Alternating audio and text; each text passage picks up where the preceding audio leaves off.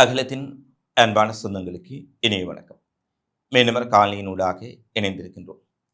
ஈரானின் அதியுச்ச தலைவர் அயதுல்லா அல் கமேனியின் உடலம் இன்னும் சில நிமிடங்களில் அல்லது இன்னும் சில மணி நேரத்தில் நல்லடக்கம் செய்யப்பட இருக்கின்றது. மில்லியன் கணக்கான மக்கள் கண்ணீரோடு அவருடைய சொந்த ஊரில் கூடியிருக்கின்றார்கள். ஈராக்கில் மிக பிரமாண்டமான முறையில் அவருக்கு இறுதி நிகழ்வுகள் இடம்பெற்று அவருடைய சடலம் உடல் அனுப்பி வைக்கப்பட்டிருக்கின்றது ஈரானுக்கு.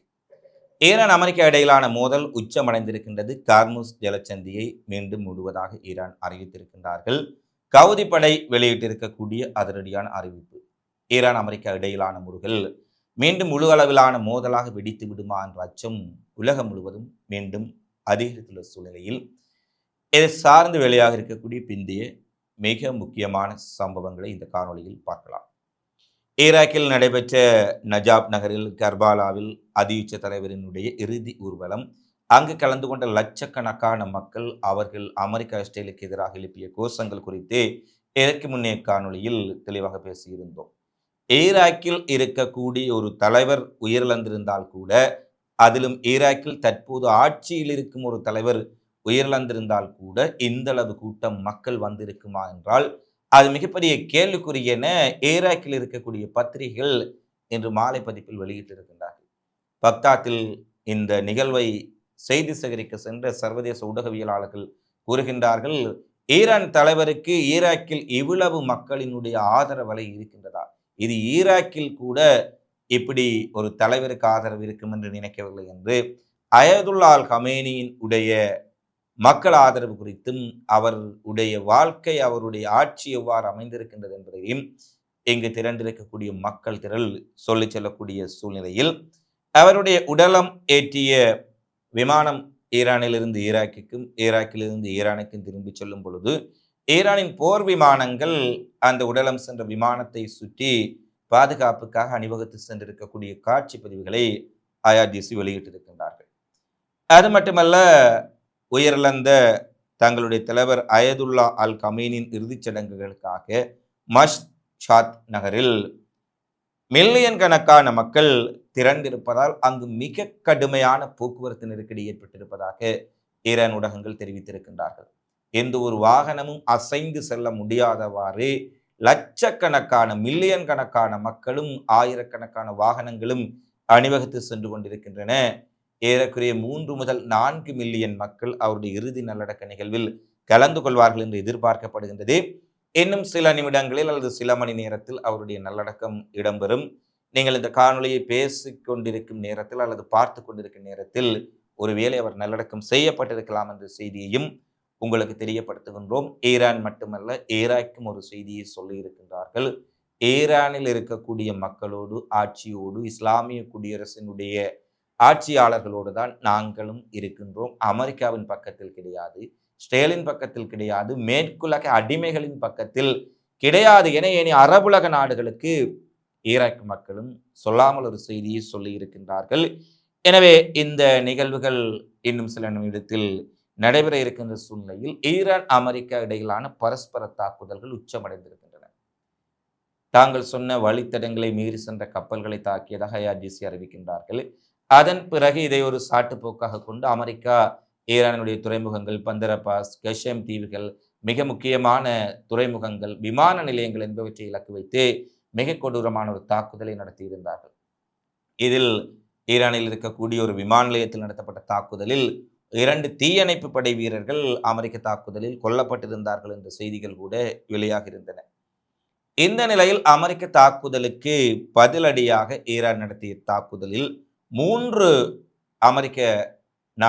நாடுகளில் அமைந்திருந்த அமெரிக்க இலக்குகளை குறிவைத்து அவர்கள் ஒரு தாக்குதலை ஒரே நேரத்தில் நடத்தியிருப்பதான செய்திகளை தற்போது பார்க்கக்கூடியதாக இருக்கின்றது. குவைத், பஹ்ரைன் தளங்கள் நேற்றைய தினம் தாக்கப்பட்ட சூழ்நிலையில் ஜோர்டானில் இருக்கக்கூடிய அமெரிக்க தளமும் தாக்கப்பட்டுள்ளது என்ற செய்தி தற்போது வெளியாக இருக்கின்றது. எனவே ஒரே நேரத்தில் குவைத், பஹ்ரைன், ஜோர்டான் ஆகிய 3 பகுதிகளில் இருக்கக்கூடிய அமெரிக்காவின் இராணுவ நிலைகளை குறிவைத்து ஈரான் தாக்கியிருக்கின்றார்கள். அதிலும் குவைத்தில் இருக்கக்கூடிய மிக பிரமாண்டமான பெட்ரியாட் வான் பாதுகாப்பு சாதனங்கள் நிலைநிறுத்தப்பட்டிருக்கக்கூடிய தளம், கத்தாரில் இருக்கக்கூடிய அமெரிக்க படைத்தளம், செயற்கைக்கோள் ஆண்டனா தளம், பஹ்ரைனில் இருக்கக்கூடிய அமெரிக்க கடற்படை தலைமையகம் மற்றும் எரிபொருள் சேமிப்பு கிடங்குகள் மீது தாங்கள் தாக்குதலை நடத்தியிருப்பதாக ஈரான் தெரிவித்திருக்கின்றார்கள். ஈரான் தாக்குதல் இவ்வாறு இருக்க, அமெரிக்கா இதுவரை இல்லாத அளவுக்கு ஈரானின் உட்கட்டுமானங்களை இலக்கு வைத்து மிகப்பெரிய தாக்குதலை நடத்தியிருக்கின்றார்கள். ஒரு ரயில்வே கனெக்டிங் பிரிட்ஜ், அதாவது ஈரான் சீனா துர்க்மெனிஸ்தானை இணைக்கக்கூடிய ஈரான் சீனாவினுடைய இணை ஒரு திட்டமிடலாக, ஒரு செயல் திட்டமாக கட்டப்பட்ட மிக பிரமாண்டமான ரயில்வே கனெக்டிங் பிரிட்ஜ் மீது ஒரு மிகப்பெரிய தாக்குதலை நடத்தி இருக்கின்றார்கள். இந்த தாக்குதல் காரணமாக இந்த இணைப்பு பிரிட்ஜ் பாலம் மிகப்பெரிய அளவில் சேதமடைந்திருப்பதாக ஈரான் செய்திகள் தெரிவிக்கின்றன. ஈரான் சீனா இணைந்து கட்டப்பட்ட ஒரு செயல் திட்டத்தின் மீது அமெரிக்கா நடத்திய தாக்குதலாக இது பார்க்கப்படுகின்றது. அமெரிக்காவினுடைய தாக்குதல்கள் அதிகரித்துள்ள சூழ்நிலையில் ஈரான் அதிரடியாக கார்முஸ் ஜலசந்தி மீண்டும் மூடப்படுவதாக தற்போது அறிவித்திருக்கின்றார்கள். ஒப்பந்தத்தில் கூறப்பட்டபடி தாங்கள் கார்முஸ் ஜலசந்தியினுடான போக்குவரத்தை அனுமதித்திருந்தோம். அது மட்டுமல்ல, கார்முஸ் ஜலசந்தியில் செல்லக்கூடிய கப்பல்களுக்கு ஒரு பாதுகாப்பான பாதை வழித்தடத்தையும் நாங்கள் வழங்கியிருந்தோம். ஆனால் அமெரிக்கா தன்னிச்சையாக எங்கள் மீது தாக்குதலை ஆரம்பித்து விட்டார்கள். எனவே கார்முஸ் ஜலசந்தி அனைத்து கப்பல்களுக்கும் மூடப்படுகின்றது, மாறு அறிவித்தல் வரை என்ற அறிவிப்பை IRGC விடுத்திருக்கின்றார்கள். எனவே கார்முஸ் ஜலசந்தி மூடப்பட்டால் இன்னும் நாளை அல்லது நாளை மறுதினமே கச்சா எண்ணெயின் விலை மிகப்பெரிய அளவில் உயர்வடைவதற்குரிய ஆபத்து ஏற்பட்டிருக்கின்றது. இந்த போர் தொடங்கிய பின்னர் கடந்த 2 வாரங்களாகத்தான் ஈரான் அமெரிக்கா இடையில் ஒப்பந்தம் ஏற்பட்டு கச்சா எண்ணெயினுடைய விலை ஓரளவுக்கு கட்டுப்பாட்டுக்குள் வந்தது. உலக மக்களும் நிம்மதி பெருமூச்சு விட்டார்கள். ஆனால் மீண்டும் இந்த கார்முஸ் ஜலசந்தி மூடப்பட்டால் இது ஒரு தற்காலிக மூடல். ஆனால் அமெரிக்கா ஈரானிடையே ஒரு உடன்பாடு எட்டப்படாவிட்டால், ஒரு வேளை ஈரான் முழுமையாக கார்முஸ் ஜலசந்தியை முடிவித்தால் மிகப்பெரிய சிக்கலை, பொருளாதார நெருக்கடி இந்த உலகம் எதிர்கொள்ளப் போகின்றது என்பதுதான் மிகப்பெரிய கவலைக்குரிய விடயம். ஈரான் அமெரிக்கா இடையிலான பதற்றத்துக்கு மத்தியில் இன்று கவுதி படை ஒரு அறிவிப்பை விடுகின்றார்கள். ஈரான் மீதான தாக்குதலை அமெரிக்கா விரிவுபடுத்தினாலோ அல்லது ஒப்பந்தத்தை மீறி மத்திய கிழக்கில் இராணுவ நடவடிக்கைகளை மேற்கொண்டாலோ செங்கடலையும் நாங்கள் மூடிவிடுவோம் என கவுதி படை என்ற ஒரு அறிவிப்பை வெளியிட்டிருக்கின்றார்கள். ஏற்கனவே கார்முஸ் ஜலசந்தியை ஈரான் மூடியிருக்க, இன்னும் 12% உலக கப்பல் போக்குவரத்து நடத்தக்கூடிய செங்கடல் பகுதியையும் கவுதிகள் மூடிவிட்டால் இதுவரை இல்லாத பொருளாதார நெருக்கடி உலகுக்கு ஏற்படக்கூடிய ஒரு ஆபத்து நெருங்கி இருக்கின்றது. ஏனெனில் கவுதி படையினுடைய திறன்கள் குறித்து ஏற்கனவே அறிந்திருக்கின்றோம். அவர்கள் பாலஸ்தீனம் மீது இஸ்ரேல் நடத்திய தாக்குதலின் போது இஸ்ரேலின் இனப்படுகொலையை கண்டித்து பாலஸ்தீனத்துக்கு ஆதரவாக செங்கடலை மூடியிருந்தார்கள். 1 மாதம் 2 மாதம் கிடையாது, 1 வருட காலம் செங்கடலை ஏறக்குறைய முடக்கி இருந்தார்கள். அமெரிக்கா பல வான்வெளி தாக்குதல், அமெரிக்காவினுடைய அத்தனை விமானப்படை திறன்களும் பயன்படுத்தப்பட்டும் கூட கவுதிகளின் தாக்குதல் திறனை முறியடிக்க முடியவில்லை. இறுதியில் கவுதிகளுடன் ஒப்பந்தம் செய்து கொண்டு அமெரிக்கா செங்கடலை விட்டு வெளியேறியிருந்தார்கள். அமெரிக்காவின் விமானம் தாங்கி கப்பலையே தப்பியோட செய்யும் அளவுக்கு ஒரு மிகப்பெரிய கடல்வழி தாக்குதலை கவுதிகள் நடத்தியிருந்தார்கள். கவுதிகளும் தற்போது களத்துக்கு வருவதால் ஈரானுக்கு ஆதரவாக ஒருவேளை முழு அளவிலான போர் வெடித்தால் கார்முஸ் ஜலசந்தி, செங்கடல் என அனைத்து உலகின் பிரதான கப்பல் பாதைகளும் மூடப்பட்டால் உலக பொருளாதாரம், உலக நாடுகளினுடைய பணவீக்கம் என்பதை நினைத்து பார்க்க முடியாத சிக்கலை ஏற்படுத்தும். இன்று கூட ஒரு அமெரிக்காவினுடைய செனட்டர் பென்னி சான்ஸ் அவர்கள் குறிப்பிடுகின்றார், உலக மக்களின் வாழ்க்கையோடு ட்ரம்ப் விளையாடுகின்றார். ட்ரம்பினுடைய தான்தோன்றித்தனமான பொறுப்பற்ற செயற்பாடுகள் காரணமாக உலகம் மிகப்பெரிய ஆபத்தை சந்திக்க போகின்றது என அமெரிக்காவில் இருக்கக்கூடிய ஒரு ஜனநாயக கட்சியின் செனட்டர் பென்னி சான்ஸ் அவர்கள் ட்ரம்பை மிக கடுமையாக விமர்சனம் செய்திருக்கின்றார்.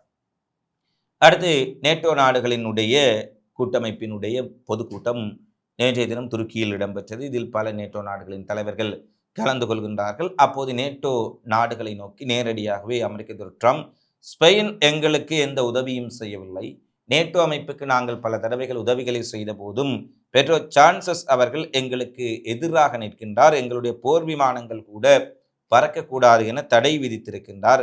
எனவே நீங்கள் ஸ்பெயினை நேட்டோவிலிருந்து விலக்க வேண்டும், ஸ்பெயின் மீது தடை விதிக்க வேண்டும், அவர்களுடைய ஏற்றுமதி இறக்குமதியை நிறுத்த வேண்டும் என்றெல்லாம் ஆக்ரோஷமாக ட்ரம்ப் அந்த கூட்டத்திலே உரையாற்றுகின்றார்.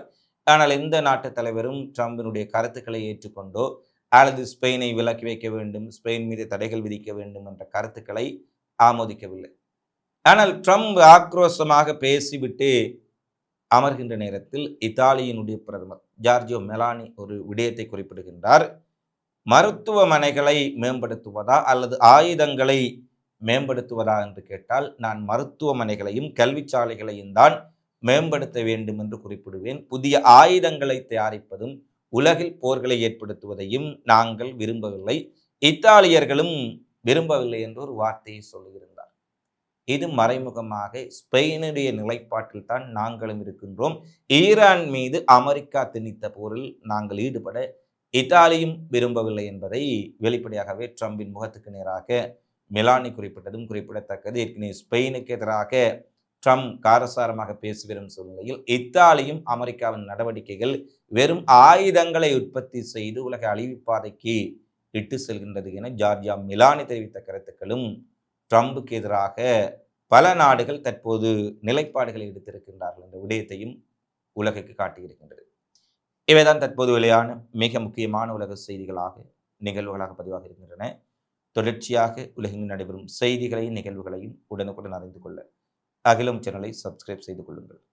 இந்த காணொளி தொடர்பிலான உங்களது மதிப்பான கருத்துக்களை தவறாமல் கமெண்ட்ஸில் பதிவிடுங்கள்.